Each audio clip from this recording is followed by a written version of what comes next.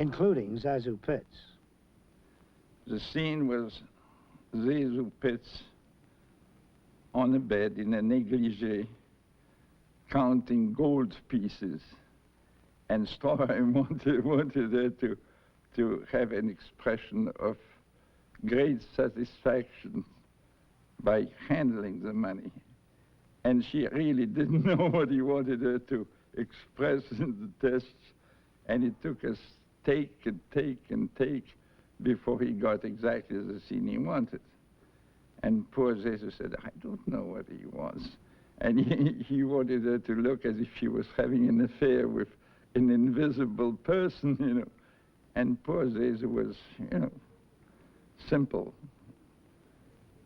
But she got the part.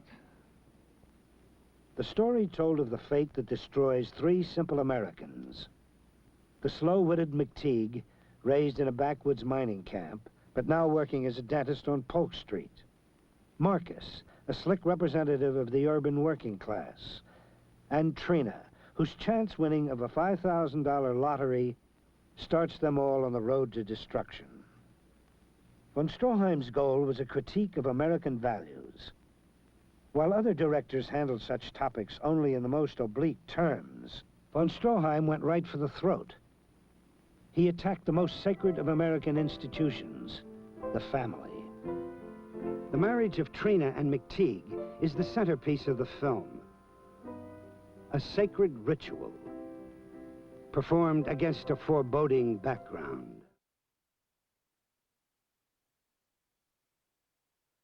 Marcus had earlier given up Trina to his friend McTeague, but that was before she had won $5,000. Consumed by jealousy and greed, he informs the state dental board that McTeague has been practicing without a license. With their livelihood gone, life for McTeague and Trina begins to deteriorate. McTeague drinks, while Trina's desire to keep her golden treasure intact grows to psychopathic proportions. Eventually, both revert to the spiritual and moral level of animals. As in the novels of Émile Zola, the human beast inevitably emerges.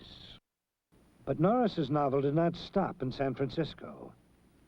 It went beyond, into the mountains, and so did von Stroheim. When von Stroheim made his first trip into the mountains early in 1923, he came up here to the old cemetery. He had a man with him who seemed to be representing the Goldwyn Corporation. So von Stroheim explained to him how he would take the last scene first. He would show McTeague coming back after 20 years trying to find his mother's grave and finally stumbling on it. Then when he was sure that he had that scene wrapped up, he was going to clean up the cemetery, rebuild the facade of the church, and show the funeral, the first scene that was supposed to be taken. He explained it all in detail, and his manager alongside of him shook his head. He said, "No, Von," he said, "this is going to cost altogether too much money. Forget it." So Von did. Then they went on toward the Big Dipper mine. It had been shut down about 10 years when von Stroheim came up and leased the mine and leased the mine site. Most of the shooting was done at night, between 9 o'clock and 6 in the morning. We'd work all night on a scene that would probably take up 5 minutes, actually, in the theater. McTeague now has a price on his head for the murder of Trina. Pursued by Marcus, he flees to Death Valley. Death Valley, the lowest point in America, a wilderness of aptly symbolic proportions. Despite the lack of proper roads, von Stroheim insisted the only possible shooting location was Death Valley itself. The temperature was around 125 when we got there. And Stroheim used to walk around in shorts and gloves and a colonial helmet. I think he had a gun in case the rattlesnake came up. We were living in tents and the temperature was about 90 degrees at 2 o'clock in the morning, so nobody could sleep. It was awful. One of the cooks on the company died. I think he had high blood pressure and the heat didn't help. As the paint on the cars curled up and fell off, you couldn't touch a piece of metal, and Stroheim seemed to like it. It was 42 reels when he finished. They showed it to all the press, took them all day long. They stopped for lunch, and after they got through looking at the 42 reels, they said they could see more. I was present at one of the first runnings of the film. It was fabulous, but of course impossible. So von Stroheim had this idea the film should run in 2 parts. He would cut it down to 6 hours and run 2 parts in successive evenings. I was in New York with Rex Ingram. They sent on the picture in 28 reels. After studying it for some time, I got the picture down to a 7-reel picture and an 8-reel picture. And ran it on New York roof. We had all the executives from Paramount and Metro. We ran the show there, and it was well liked by everybody, including Skank and Rex. And somebody from Paramount brought up the objection later. They said, well, the second half's a tragedy, and if they ever see the tragedy first, they'll never come back again to see the front end, which was quite humorous at times. And so anyhow, it came back to the coast, and what they released was, in my opinion, a lot of nothing. It was ruined, absolutely ruined. By the time MGM's cutters had finished, most of von Stroheim's masterpiece was in the wastebasket. The entire prologue, an hour or more in von Stroheim's version, was cut to only a few minutes. It showed McTeague as a young miner, the death of his alcoholic father,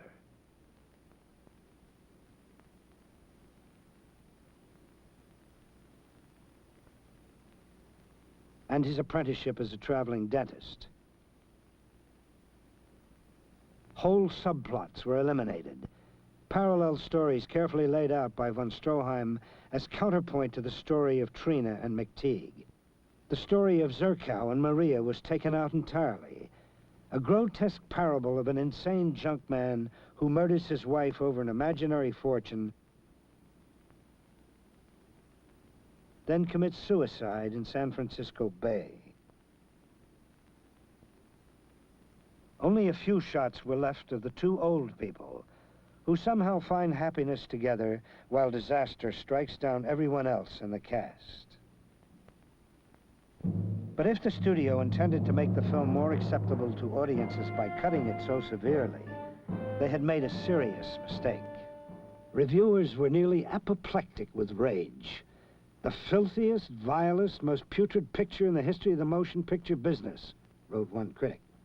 In Austria, where Erich von Stroheim comes from, they may enjoy this picture, but I doubt if a single normal American can be found to feel that way about it. In 1924, neither Austrians nor Americans cared much for the film. But 40 years later, an international critics' poll named it one of the greatest films of all time.